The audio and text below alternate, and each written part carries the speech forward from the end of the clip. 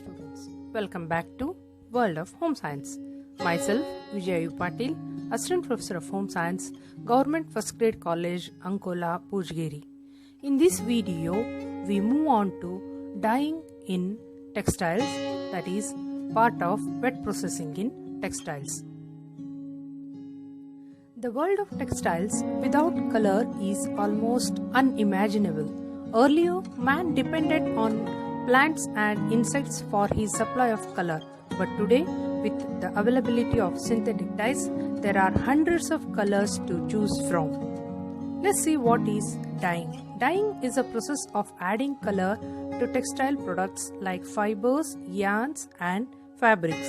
In other words, dyeing is done at various stages of fabric production, that is before spinning, after spinning, and after weaving or knitting. The primary source of dyes historically has been nature, with the dyeing extracted from plants and animals. Since the mid 18th century, however, humans have produced artificial dyes to achieve a broader range of colors and to render the dyes more stable to resist washing and general use. Different classes of dyes are used for different types of fibers and at different stages of textile production processes, from loose fibers through yarn and cloth to completed garments. There are three distinct categories by which color are imparted to textiles. The first one is by dyeing, second is by pigment application, and the third is by solution or dough dyeing. Of the three categories, the most widely used is by dyeing. Dyeing involves the use of lightly complex organic chemical dyestuffs which will, under proper conditions, actually combine with the textile fiber molecule. Dyes are soluble substances which penetrate into the fiber and are fixed by chemical action, heat, or other treatment. Whereas pigments are insoluble and are held mechanically on the surface by resins or gums. This makes the application of pigments quick, simple, and economical. Solution dyeing is used for imparting color to man-made fibers. In this method, appropriate coloring agents are added to the man-made fiber solution before it is extruded in the spinneret. Dyes are classified into natural dyes and man-made dyes. In natural dyes, they can be obtained by plant sources like indigo, saffron, madden, etc., and or from animal source like cochineal, caramine, lac, etc., or by mineral source like coal, charcoal, iron buff, etc. In the man-made dyes, those are all synthetic dyes like acid dyes, basic dyes, direct dyes, vat dyes, etc. Let's see one by one. Natural dyes. These are dyes or colorants derived from plant, animal, or mineral sources.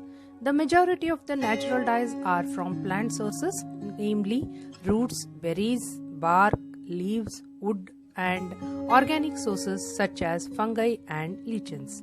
Among the invertebrate dye, Tyrian purple, crimson kermes are popular. Mineral origin dyes are derived from specific mineral natural source or are produced from purified inorganic compounds. Some of the important mineral colorants are chrome yellow, iron buff, Prussian blue, and manganese brown. These natural dyes are safe and less toxic than man-made dyes. These are environmental friendly, cost-effective, and provide a wide range of colors. These produce bright and a variety of shades. Natural dyes tend to fade faster than man-made dyes. Man-made dyes. These are also known as synthetic dyes. They are derived from organic dye compounds that originally come from coal tar derivatives. They are widely used for dyeing and printing and are named according to the chemical structure of their particular chromophoric group. The synthetic dye was discovered by Sir William H. Perkin. This discovery launched the modern dyestuff industry. Today, nearly all dyes are synthetically compounded and in most cases are superior in every way to natural dyes. However, synthetic dyes affects humans and the environment, and these are not biodegradable. Let's see the methods of dyeing. Colors can be applied to the textile products at various stages in their manufacture, like fiber stage, yarn stage, or fabric stage. The different methods used are stock dyeing, yarn or skin dyeing, and piece dyeing. Let's start with stock dyeing. This is done to the raw fiber before it is spun into yarn.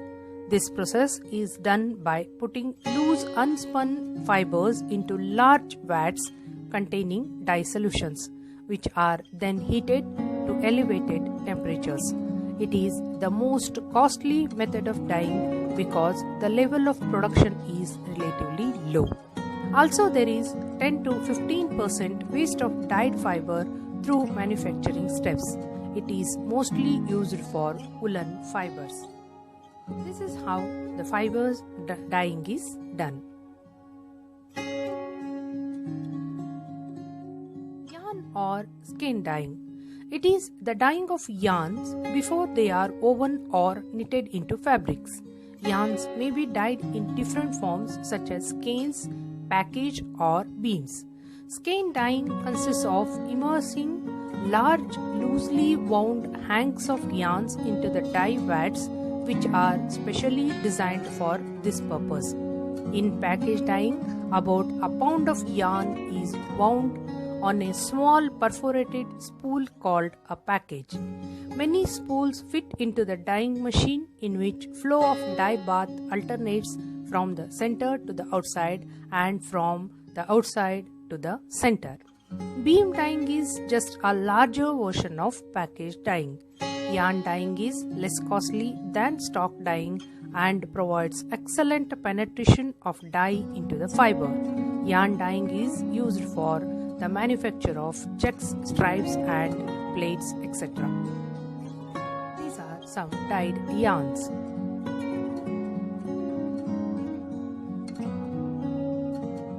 Fabric dyeing or piece dyeing. The dyeing of the cloth after it has been woven or knitted is known as piece dyeing. This is the most common method of dyeing used and is less costly than stock dyeing or skein dyeing because it is faster and more productive method of processing.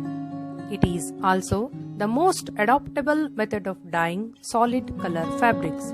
Piece dyeing can be undertaken at a point of time closer to the sale of fabrics and thus will involve substantially less fashion risk than the remaining methods.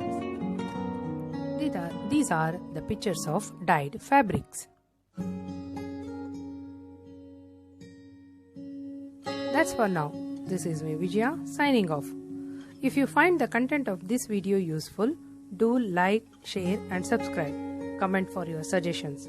For future home science videos, stay tuned. Bye-bye.